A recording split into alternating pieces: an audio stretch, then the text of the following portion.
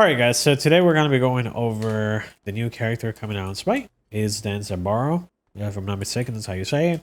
This is the build that I'm coming up with right now. This is just straight power. I mean, you probably won't need a Brawlers and a Toxic in most games. I would definitely slap some lifesteal in here, probably around here. So instead of going Atlanta as well, I'll probably go lifesteal right here, or I would go and replace it for the King size.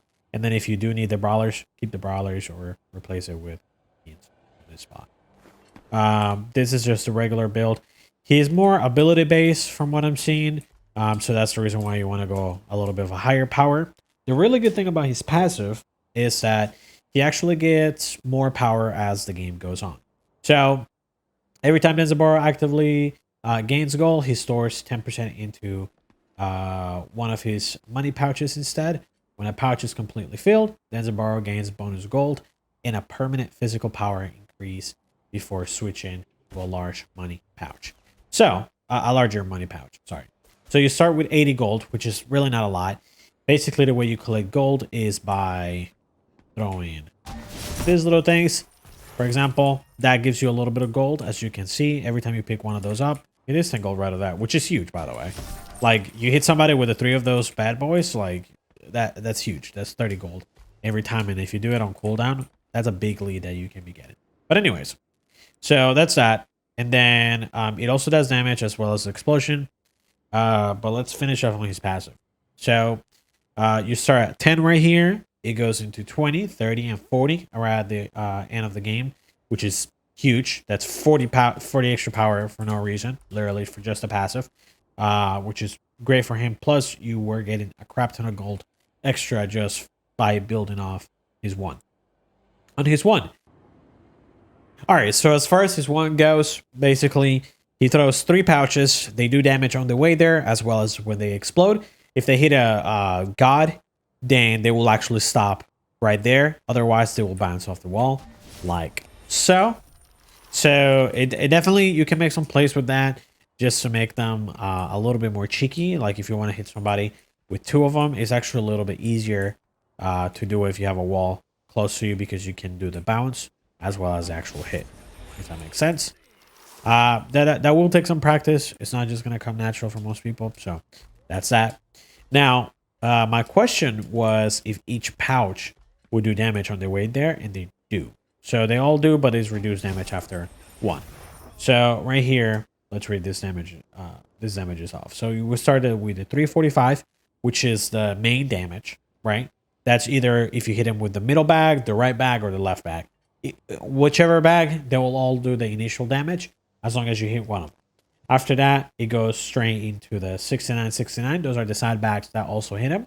And then after that, it will be the main bag's damage, which is 146, and then the 2 side bags are 29. So they do take reduced damage by a significant amount. But altogether, it's a crazy amount of damage that you can do to somebody. I mean, if you have him taunted, which is his 2, or stunned by somebody else, this is a crazy amount of damage for just one ability alone. I don't know why it does so much damage, but I don't know what they were thinking, but it does a lot of damage. Now, your one can also bounce off walls twice. So, as you can see, it bounces off twice, and then it can still explode afterwards. But 3 times is the limit, so if he bounces 3 times for whatever reason, maybe one of those maps that it's a little bit smaller. Let's see if we work here. 1, 2, and then it stops. So, yeah. Anyways, his one is obviously going to be his main damage. The way you want to clear the wave will be... let's see where the lane is. Okay. So, on lane, depending on which side they're on, you obviously want to hit him with the middle. That's the main important thing, or the side. Either one. It doesn't matter, because they both do the same thing. So, let's see if we can get this to restart real quick. Okay. So, for example, if you want to hit him with this side, it doesn't matter. He'll actually do the same amount of damage. If you want to hit him with the middle, it doesn't matter. Or the side, it doesn't matter. You just hit the wave in any way, and it will do the same amount of damage, which is good, because that gives you more opportunities to really figure out what you want to do with the poke. The poke is the most important part. So on the front minions, if you hit him with all of them, it will do damage with all of them. So obviously, if you are able to, get up close to the wave, hit the front minions with your full sacks, and then you kind of figure out what to do from there. So for example, if there was a character standing on this side, then maybe I want to go ahead and throw it at him, right? And then I will still clear the wave, you know, the other way. So it's good. His 2, it's pretty important. He actually gains health as well as does a taunt. It does damage. It does a slow. I mean, it does a lot of stuff, right? So let's take a look at it over here. So the heal is a flat healing of 110 plus the scaling at the end. In the late game, once it's fully leveled, the damage is 280, which it's not a crazy amount, but it is a really good amount still, given the fact that it's going to do so much more than just do damage. It does a slow per tick. Let's take a look at it. So it has 4 ticks overall. And then while they're standing in it, it will do the ticks. So we'll throw it here in a second. And then the taunt is 1 second. So for example, go right there. You see, for that second, she wasn't able to attack me. Now, the other thing is that if you do deal more than 30 damage, 30% of their health while they're taunted, then it will break it automatically. Why is there a period there? Oh, this is PTS, so it's probably just a typo. But anyways, enemies that take more than 30% of their max health while taunted are broken out early. So if I throw this at them, and even if it's been only half a second, if I hit him with a well, let's see how much. Yeah, I mean, if I hit him with a basic after I throw it at them, they pretty much get on taunted right away. See? Anyways, so it's 3 stacks. It's three stacks to get taunted, and then after you hit him 30% or more, they automatically get untaunted if it was before the 1 second taunt. So I mean, in some situations, you might want to throw this just so you can taunt them, and then just yeet out of there, just like that. That way they don't even know where you are, and you can get away from them. Or in other situations, you want to taunt them and actually, go for the damage, of course. But in all, with this, you obviously want to be using it as well for the healing. So in some situations, you might want to get real up close. You taunt them in, you hit him with that, and then they have to stay in as far as because the taunt is going to activate by the time he gets there.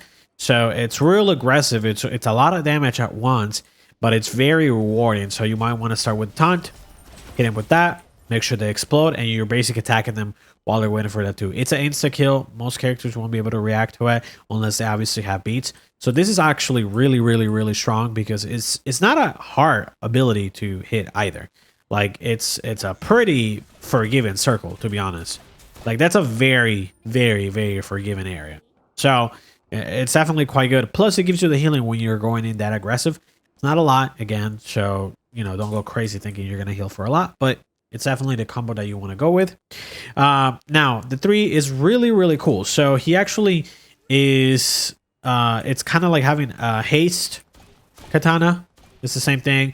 Or for those who used to play Smite back in the days, Fatalis back in the day, you don't get a slow of movement speed, which is really good. Even if you're attacking, you're slow immune completely. So even when you're going backwards, it doesn't matter. Like... none of this matters. You're still going at the same speed at all times. It's crazy. That's a crazy amount. So anyways, and then when you go outside of the circle, you also become a leaf, and that leaf gets more copies. So do this. Technically, he will know which one you are because it's pretty obvious if you just do it like that. But the idea is to really bamboozle people into thinking you are a different leaf. The other thing you can use is do the taunt, and then hopefully while they're taunted, they lost track of you, and then you can kind of figure out if you're gonna run away. But the big brain play that you can do, okay, and hear me out. I mean, this doesn't work every time. It's situational. Throw it behind them, right? You come like that, they won't even know. Boom. Just because they won't expect you to go in after something like that. If you were low, obviously. If you were, full health, then it's a different situation. Obviously, they might be expecting something like that. But that's a big brain play. You throw it at them, You go like that, and then after that, you actually run straight at them, hit them with that, get behind them or whatever, kill them, get the kill. And if you at last fell, then I'll let you try, okay? The other thing, it does reduce the damage from their basics. So she's doing 51 per shot right now. If I pop this, she's actually doing 41 per shot now. So she doesn't actually have to stay inside of the circle in order for that to happen. I just have to be inside of the circle. So she doesn't have to, but I do. Range. So his ult, you can either ride it or you can throw it. So if you want to throw it, you basically would just target the character you want to go against, and then boom, he throws it. He does the AoE, and that's that. But it's a cooldown. This is the way that a lot of people will want to use it. You hit it twice, and then you actually can ride the rocket all the way to your destination. It doesn't ride infinitely, but that was a really solid amount. I mean, that was a crazy amount, actually. This is a reset cooldown. So, let's see. I'm all the way to... Yeah, I mean, this is really far away. I don't think this one reaches, but it nearly gets me there.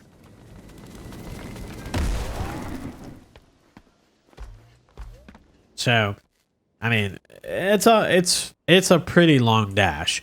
So you can either engage or escape with that ability. It really depends on obviously the situation that you're in. But for example, let's say you were, in your jungle. In their jungle, right? You have the lead. You push them. Okay, they have to back off. As soon as they back off, you can pop this, move a little bit faster, starts moving towards the red. And then, they're over there at their red. You pop it. You can actually get all the way to the red and start engaging right away with it. It's a pretty useful ability. Definitely, obviously, it's going to take some time for you to really figure out what you want to do with it, or whether you want to engage with it most of the time, or if you want to start just using it as the finishing damage, because it is quite a bit of damage. And then I think it locks onto characters, but the other thing about it is that it can get blocked by walls pretty easily, or it can get dodged by a dash pretty easily. So don't just throw it at any character thinking, oh, it's locked on, it's gonna hit. No, that's not how it's gonna work at all. See, but that can get dodged pretty easily. I mean, if they just dash forward or something like that, they can dodge it, and then you won't be able to get the damage off. So, just keep that in mind.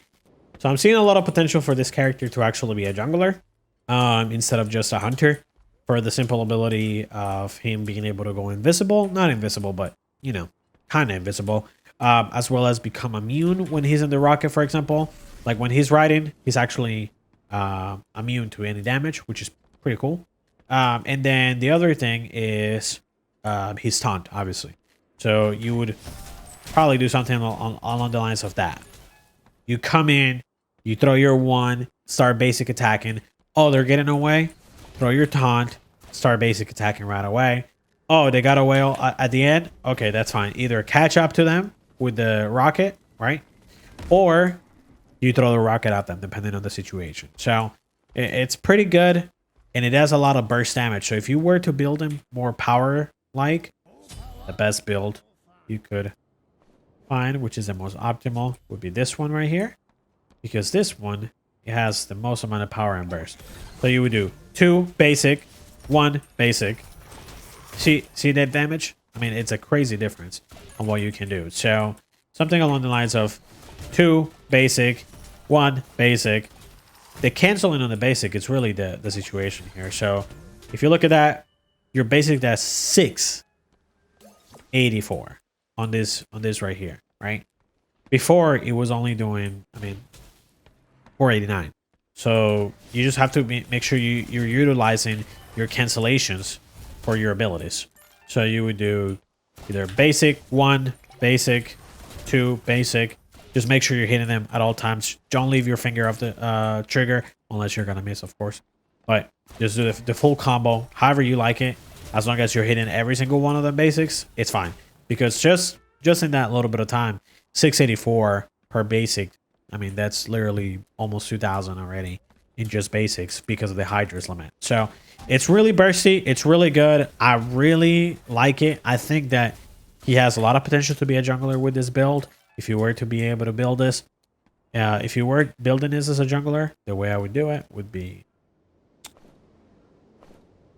it would be that, of course, and you start with this level 1, and then you actually go into boots, of course. You finish warriors, you go straight into Yoans or Crusher, probably Yoans, my personal opinion, just because the Yoans might be a little bit better for you. But the Crusher will do more damage in the early. So just keep that in mind. It will do significantly more damage because you're activating it with your 1, you're activating it with your 2, and you're activating it with your ult. Your 3 doesn't activate it, but your 3 other abilities do activate it. And that is a lot of ticking. But I prefer to do Yoans in most cases or Brawlers, depending on if they have some anti-healing. After that, you want to go straight into Transcendence. After that, you want to go straight into Hydras. That's 40% cooldown already. You finish it off with the Heartseeker. You sell this. And then you get Bloodforge, just for some survivability. You sell the boots. And you finish off your build with a couple things you could do. You could go Tie-ins to finish off the build. You could go with some extra lifesteal and attack speed to finish off the build. If you feel like the late game, you kind of need more of a real hunter build, you would go that route. Or at last, if you really want to, you could go something a little more tanky, maybe an actual defense item, because again, you're quote unquote the jungler, so you're more of a bursty in and out type character. So you might want to go with something like a mantle or something like that, right? So yeah, those are my thoughts on this character. I think that he's going to be really fun. I'm definitely going to be playing him a lot more. Unfortunately, the PTS doesn't have a lot of people playing it currently, so we're not able to get some real matches in to really showcase a lot of his abilities and his potential. This is just doing some numbers that, you know, we came up in just the jungle practice, hidden stuff and whatnot. But those are the main build. Those are the main builds. Your regular ADC build, your regular power build, and then your actual quote unquote bursty ability based jungle style build. You can still take that into the lane if you wanted to, kind of like Scotty used to do back in the day, where she would pretty much build full damage and she would just 1v1 the other hunter and instantly kill them. They didn't have a chance to do anything. The only issue with it is that eventually, obviously, you will start falling off because towards the late game, when you cannot one-shot one person right away, it's going to cause you some trouble. So you might want to add some attack speed to it. But in the early game, these items being the core, not including this being the warriors. These items being your core, it's definitely a good build. And then once you start transcending to a later game, let's say they haven't surrendered or you guys haven't been doing as hot, you start getting some attack speed afterwards. So you will get into the Odysseus, and then you might want to sell the Hydras well, no, actually, you don't sell the Hydras right away.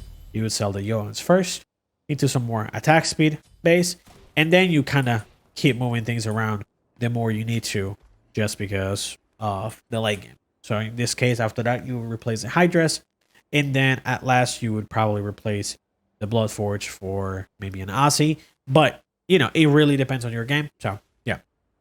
Anyways, thank you for watching. I hope you guys enjoy, and hit the like, hit the sub, comment what you think, comment what build you think you're going to be trying on this character, comment what role you think you're going to be trying on this character. Maybe it's the solo, maybe it's going to be the middle, maybe it's going to be the ADC. It's definitely not going to be support for the most part, because you only got a taunt, so that's really not support-like. But other than that, you can probably try him everywhere else. So comment on what you're going to do, and thank you for watching.